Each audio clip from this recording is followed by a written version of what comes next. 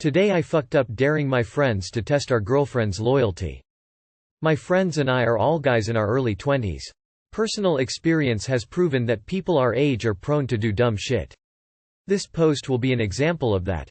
All of my friends are students at the same college and most of us are in relationships with girls from that college.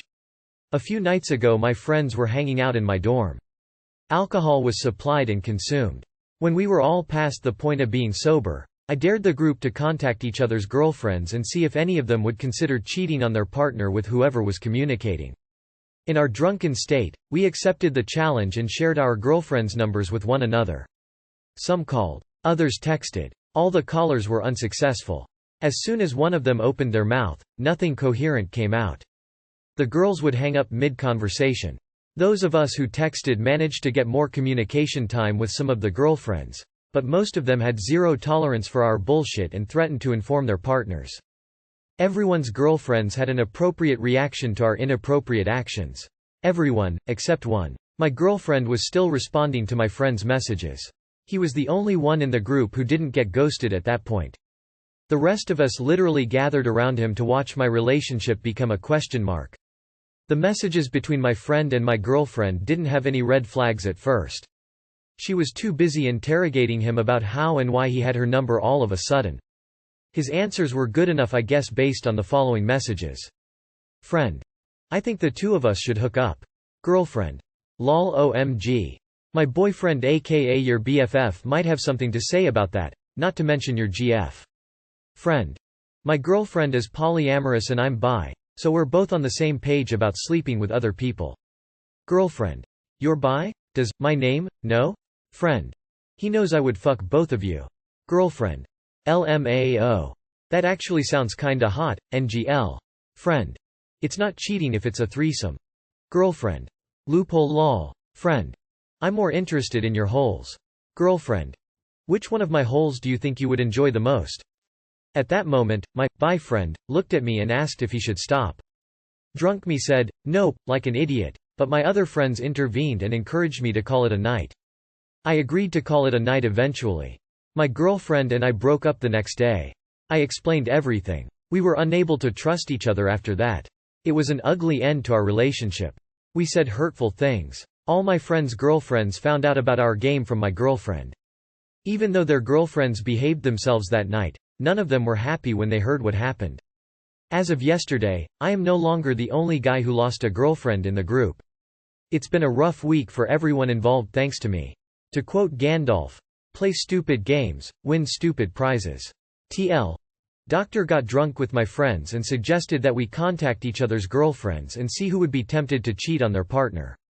All the girlfriends were immune to our powers of seduction, except my girlfriend, who didn't seem to mind having an intimate chat with one of my friends.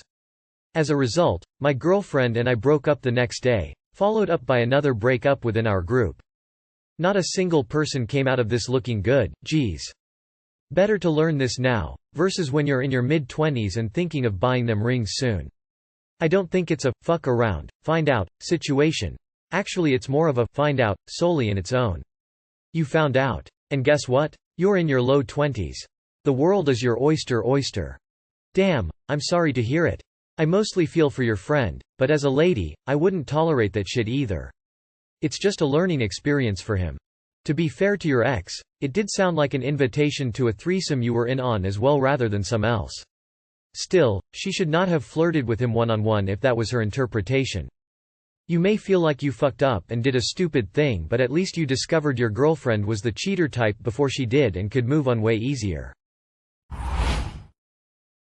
TIFU by having a water bottle bidet at work. TIFU by having a water bottle bidet. So at work I keep 2 water bottles. The first is for drinking water. Simple enough, right? Well, the other is for something else. I am Indian, and as an Indian I proudly keep my butt clean and wash after I poop rather than only wipe. I hate doing this outside my house, but I'm uncomfortable with doing it the Western way. I feel gross afterwards if I don't wash up. I always keep the water bottle used for my bottom in my locker as I assume no one should go into my locker. I always leave it like half full cause in case someone sees it they don't wonder why I got an empty water bottle at all times in my locker. I don't feel like explaining it cause it's odd to people not from India. The TIFU. So today at work my coworker asked if I got some water that he could have since we don't exactly have cups sitting around at work. I said yeah sure, my bottle's in the lunchroom. Our day proceeded up until I had to go do the deed. My water bottle for drinking was in the lunchroom. But that was not the one he grabbed. Instead of getting the one on the lunch table right next to my locker, he popped open my locker and got that one. At this point I almost threw up. I mean, of course there's no actual poop water in there, it's just tap water, but I mean maybe there's backsplash? Either way I am sick to my stomach and there is absolutely no way I can tell my coworker about this situation because I don't know how in any way this doesn't look like a majorly messed up on my part. This is my disgusting confession. Tagged this not safe for work because that water bottle was not safe for work apparently. Too long did not read. Someone drank from the bidet water bottle at work. Now I feel like throwing up and can't look him in the eyes. You gave him specific instructions, he screwed up. Not your fault. An Indian friend of mine explained it to me pretty well. If you had shit on any other part of your body, would you be content to wipe it off with a piece of paper? Brondell makes a very nice travel bidet that I highly enjoy and recommend. FYI, they make actual portable bidets that don't look like a water bottle. You'll need to look for a product marketed to women who have just given birth. Tushy also makes a portable bidet, but in my opinion theirs does not hold enough water. Dude, to be honest, I wish bidets were more commonplace. Actually makes cleaning much more sanitary, but I don't know where to purchase one on the cheap. Being a broke student sucks. The Western way. You don't know about the 3 seashells? Today I fucked up by getting a Brazilian wax. So I get waxed in my nether regions once a month and have been going to the same guy for a couple years now. We have a great relationship and spend the entire time laughing about our sex lives and life in general. When it's time to do the butthole, I usually pull my knees up to my ears and stay lying on my back. So he goes to put down some wax and I say, "How's it looking?" Which makes me laugh and my laugh makes me fart. Not just a little toot, but a rumbly disgusting ass rip. Right in his face. Practically down his throat. We start howling with laughter, even as I'm dying inside, and I kinda close my legs and roll to the side without realizing there's hot wax in my butt crack, effectively gluing my cheeks together. This part just added insult to injury as he had to pry them apart to finish his work. All in all, even though we're good friends, I still died inside. And I die a little more every time I think about it. Too long did not read. I got a wax, a farted in my waxer's face, woman facepalming. I cringed reading that. I feel so bad for you and really hope I never fart in my waxer's face, tears of joy. How awkward would it have been if he'd been like, "No charge, this one was on the house." He's ripping hair. You're ripping ass. I used to get wax and my lady had me roll over, spread and clench. For it being the default state of the average human to not be farting, it sure does get a lot harder not to fart when you're specifically trying not to. At least you didn't blow a bubble with the wax. TIFU. Popped my back. TIFU. So I, 28 male. Today I fucked up by popping my back as the story suggests. This isn't something that happened super recently but a few months ago. I was at work, like any typical Thursday afternoon, and I lifted my arms up and pulled them back, popping my back between my shoulder blades, the same motion as a rowing machine at the gym. It sounded absolutely gruesome, almost like meat tearing. I immediately felt pain shooting through my chest and neck. I tried to play it off and walk around and heading to the bathroom. I proceeded to puke up my lunch and it hit me. I'm probably having a heart attack.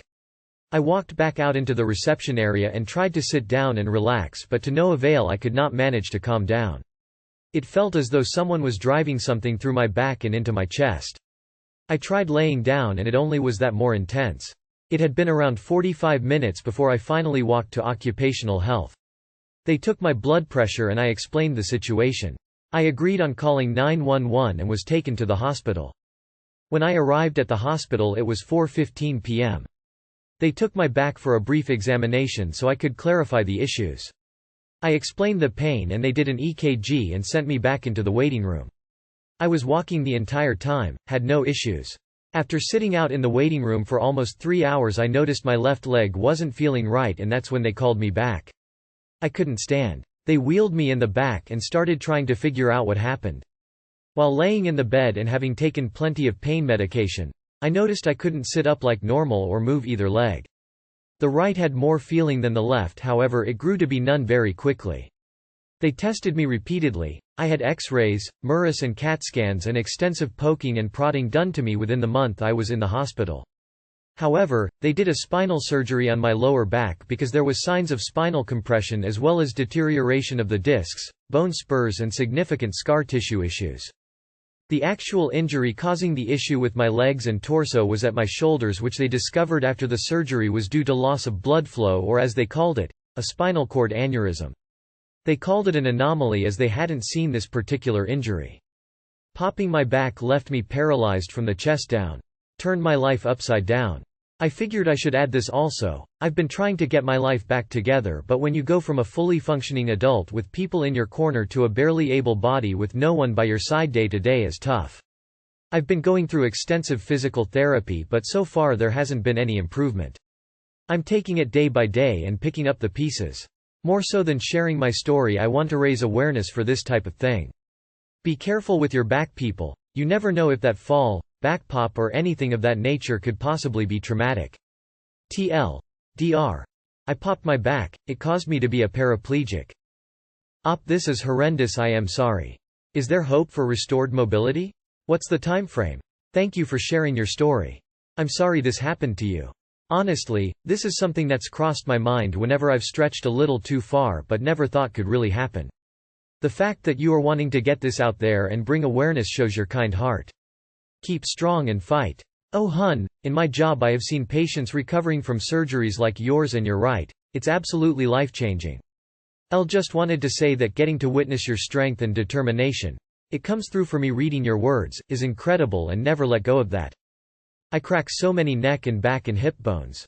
This terrifies me. Hang in there, op. I really feel for ya. Hey, you popping your back didn't cause the aneurysm. It was gonna happen anyway if you had it happen at 28. Have you gone to a top hospital like the Hospital for Special Surgery in NYC? Or a top-tier physical rehab place like Kessler Institute in NJ? Edit. You could have had some kind of malformation in the arteries of your spine or something weird like that. It was great that you were in the hospital when it happened.